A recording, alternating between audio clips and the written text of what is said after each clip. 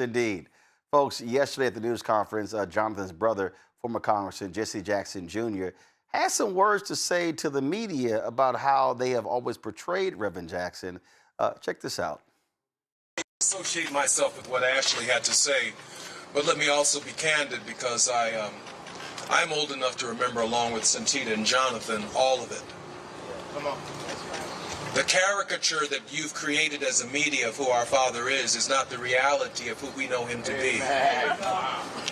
So what's happening now on social media is a more accurate depiction of the work of Jesse Jackson, and it's happening and occurring without you. That's the truth. Because institutional media has historically controlled the narrative of who Jesse Jackson is. You've made him to be more controversial than he is, than he was. Last question. Hi. One second. You've made him less multinational than he is. You've tried to make him someone from a side of town and not universal. Today, the King of England has issued a statement about the life of Jesse Jackson and its importance. One newspaper is hung up on how many mayors he confronted. All of them were small by comparison to Jesse Jackson. He knew as they came and went that he was the constant. And our community could count on that. And so again, the caricature of who you think he was compared to the reality of the education campaign that is taking place independent of you is what's taking place. And as that figure begins to emerge in contemporary thinking, I'm confident that the people, my mother said it this way, history is going to be far kinder to Jesse Jackson than the life that he lived. Wow. This is our last question. Cheryl Corley from National Public That Radio. was former Congressman Jesse Jackson Jr. My next guest knew Reverend Jesse Jackson Sr. very well. Numerous times they marched together, prayed together in the streets of Chicago, kicking butt, taking names. He is a bad brother. I call him sober. Matter of fact, I think in the annals of history, they probably will remember Father Phleger more than they remember Larry Bird when it comes to rolling deep with black folks. So Father Michael Pfleger joins us right now. He is, again, Father Phleger, always good to see you, my brother. Good to see you, man. Much love. Look, y'all go way back, so just share your thoughts about this unbelievable freedom fighter. Well, we do go way back. When I first came to St. Sabina's back in '75, Reverend Jackson always had Christmas Day. Everybody dropped in his house Christmas Day, in and out all day long. And somebody invited me to go over there to his house. And I went and shared in the conversation along with others. And when I was leaving out, it was the first time I had met Reverend. And when I was leaving out, going to my car, Reverend came outside and he said, first time he ever said it, and everything he called me every day since, Phleger. I said, yes. He said, come here. And he said, I'm always very skeptical and discerning of why people coming in the black community till I know about them and know if they're committed or not. And he said, but you made sense. You made sense then. We're going to talk. And sure enough, the next week, we sat down and had a long conversation. Ever since then, the kind of guy he was, Roland, was, remember one time we got arrested together at Chuck's gun shop. And we're sitting in jail out in Riverdale. And he turned to me and he said, Phleger, what are we going to do next after we get out of here? I said, Reverend, let's get out of here right now. But that was the kind of person he was. But a lot of times we hear about, or heard in the news stories and the rest about you know, the doors that he opened and the jobs he called and the positions that people got because of him. I mean, he literally confronted the Democratic Party. He made it a more inclusive party. But nobody knows all the calls he made on the side, all the private meetings, all the private things he did to try to get people into positions for elected officials, and private conversations with mayors and governors and folks to make sure that equity and equality were on the move. And when the door was shut, you know, he was never afraid to kick it in. And so I think one thing, Roland, I said this to him. I was there. Mrs. Jackson had invited me to come over Monday night because they knew it wasn't going to be long. And I went over there Monday evening, and her and I went in the room and prayed with him. One of the things I said to him, they believed he could still hear. I don't know if he could or he couldn't, but I told him, I said, you know, I don't believe you were ever appreciated the way you should have been in this country, in this city. I said, but know that God was watching, and God was seeing everything you did. And while you may not have gotten the applause you deserved here, that in heaven, there was a deep applause going on. We laid I'm seeing the picture there of the room 306. We, at 50th anniversary, he and I laid the wreath together outside of the room 306. That's what we're showing right now. That's what we're showing right now. Yeah. Yeah, I see that. And when we shut down the Dan Ryan, you know, he said, I'm going to go with you. And stood there with me, and we sat in that hot sun for an hour, going back and forth, arguing with the state police, and them telling us we couldn't go, and we telling them we're going to go. And it's just been a long, I mean, Roland, there would have been no, I don't care what anybody says, there would have been no Barack Obama without Jesse Jackson. Oh, I mean, we walked through the other night. We walked through all of that, explaining to people just the reality of how the situation was set up. If you won, we're going to take all. And if you won the large states, the reality is, in 2008, Hillary Clinton won California. She won Texas.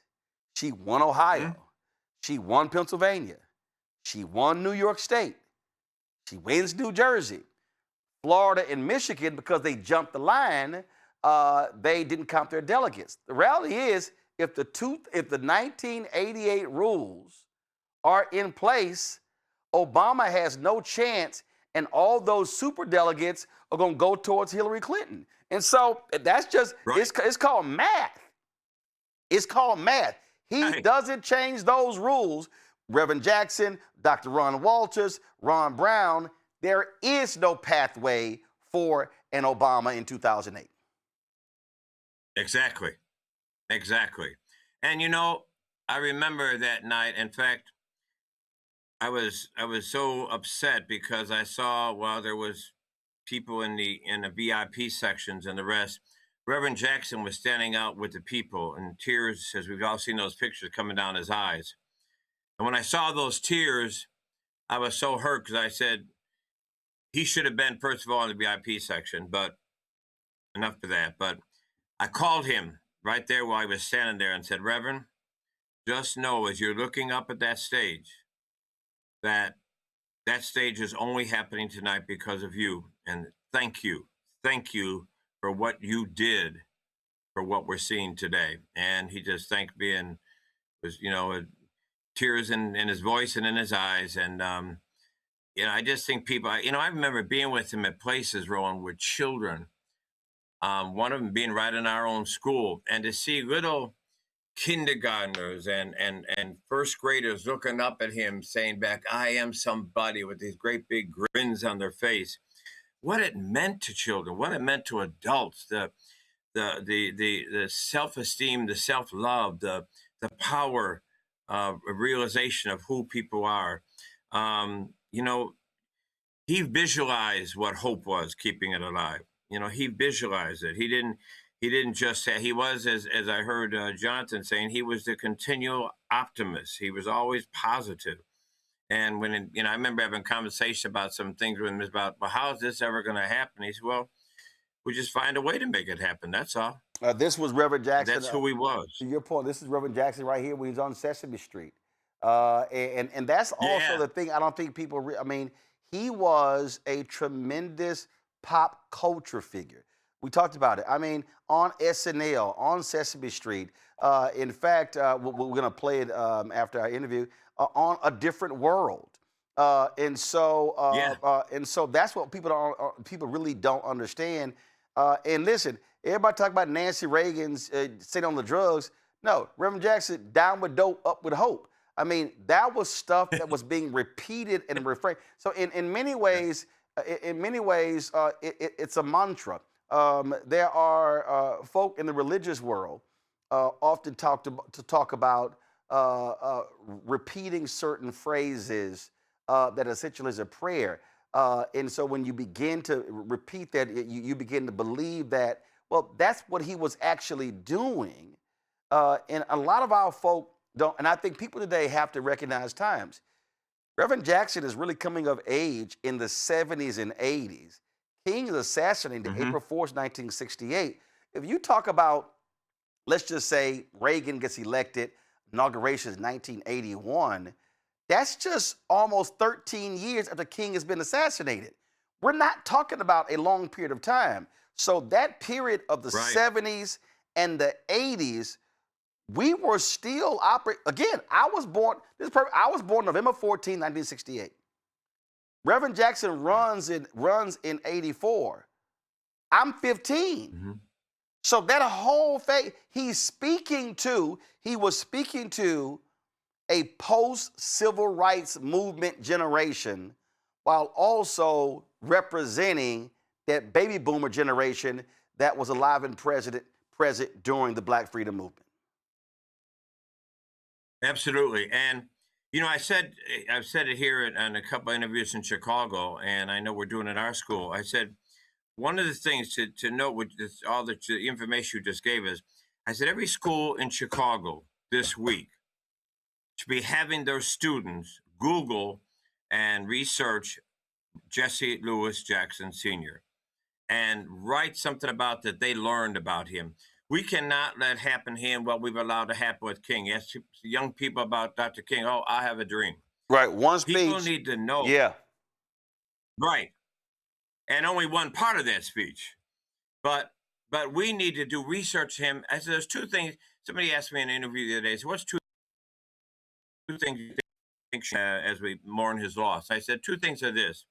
Number one, we should have all of our children researching Jesse Louis Jackson. So every child in school from kindergarten to senior high school learns something about him in depth and all that he did accomplish, and all he stood for in this nation, then just keep hope alive. Secondly, we need to make the midterm elections in this country the tribute to Jesse elections. If there's anything insistent on, Roland, it was registering to vote and vote. We want to honor him. Let's honor him by saying the midterm elections, we're going to register and we're going to vote in honor of Jesse Louis Jackson Sr. Yeah. Comments from our panel. Greg, you first. Thank you, Roland, and thank you as always, Father Phleger. As you probably heard Representative Jackson, Jonathan Jackson, say his father was his religion made him political, not the other way around. I think about you. I think about our dear friend and brother and elder Jeremiah Wright and others who are, truly spirit warriors who are not politicians, but who have involved themselves in the political universe. Could you give us your thoughts, if you don't mind, about the nature of the spiritual warfare that's going on in this country, and how folks who are calling themselves Christians are really engaged in a form of, I wouldn't stop short of calling it evil, and maybe give us your insight as to how we should push back and fight, drawing from the tradition that you work in, the Reverend Wright works in, and the Reverend Jackson worked in. And thank you. Thank you, sir. I really believe that this is a moment right now in this country for what's going to be the future. It's a crossroads. What's going to be the future of institutionalized religion? I think institutionalized religion is right now at a point where they're going to either become relevant or they're going to become non-existent.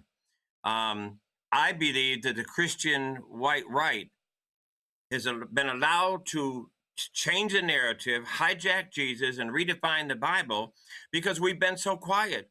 And so they now control the narrative up there and justifying all, and it's not the first time it's been done. They used it to justify slavery, justify lynching, but it's being done again now. And the church has been so quiet. So I think this is the moral moment for religion to stand up and be who we say we are. Whether it's the Bible, the Quran, or the Torah, the foundation of all of our books is justice and freedom and the care for the most vulnerable. And it is time for us to be loud, to be strong, to be bold, to be courageous, to be exposing this hijacked Jesus. You know, Gardner Taylor said it best, I don't care what you do, but stop doing it in the name of Jesus. It's the time for the faith community to stand up. You know, Jeremiah Wright and Jesse Lewis Jackson should not be looked at as fringe of Christianity. They're the DNA of Christianity. The DNA of the Bible and of Jesus is justice. It's not some tag on to our faith. He began with the Spirit of the Lord is upon me, anointed me to bring good news to the poor. All the preaching and teaching did, blessed are the peacemakers, whatsoever you do for the least of your brothers. It was about justice. It's the DNA of our faith. And if we don't speak up loud and strong now, I think institutionalized religion is on hospice. Cameron. Hi, Reverend Phleger. You spoke to it a little bit in some of the images and video Roland's team showed of Reverend Jackson and Sesame Street and all the different cultural places. Like I believe, in some sense, he was the next generation's like public-facing Martin Luther King public. He was such a central Black leader across both pop culture and in political culture. But one thing that you mentioned and we talked about in this midterm election and that we're going into is the need to inspire and the need to turn out, the need to educate the next generation, the Gen Zs, the Gen Alphas, the millennials, the next generations who may not have seen the heyday of Jesse Jackson, but may be familiar with Keep Hope Alive, may be familiar with I'm Black and I'm Proud, may be familiar with I Am Somebody, or they may not. How do we take the spirit of Jesse Jackson's movement, Jesse Jackson's words and his power, and really instill that in this next generation, not just to learn about him in schools, but to actually turn that into action at the voting booth? Thank you. I think that's our challenge right now, and that's why I was trying to say, I would love to see us really research and put out in every area, every field we can, what he did in terms of changing the Democratic Party, opening it up, pushing its doors, making it inclusive. And the importance, I don't think, in my lifetime, and I'm old, I don't ever heard anybody that more spoke about the importance of registering and the importance of voting as Jesse Lewis Jackson Sr. I think we need to revive and share and study and put that stuff out there more now than ever so people hear this. And then I think we've got to encourage people to let's honor him by continuing to do what he challenged us to do, what he fought to do, what he lived and died doing. Jesse always used to say, you know, if we fight, we win. If we don't fight, we don't win. And I think we got to remember that. And I think the other part of that is I think the Democratic Party has to wake up. You know, the Democratic Party, I think for too long has, you know, just run on we're better than. That don't work in Gen Zs and millennials. That don't work with young people better than. No, let's be right. Let's do justice. Let's fight. I mean, if we didn't learn from Mandani in New York, who had the Democrats and the Republicans against him, but he identified with people and just said, these are the concrete things we're going to do. We can, I don't believe at this time, have a Democratic Party that is afraid to call genocide genocide. I don't think we have a Democratic Party that can afraid to call racism racism. If we don't have the courage in the party, don't expect people to run to you. So I think two things to answer your questions real quick is, one is we've got to educate people on the importance of registering and of voting. But secondly, we've got to give people something to vote for. And we've got to have candidates. That's why I don't hook myself to candidates. I like to hook myself not to personalities, but to policy.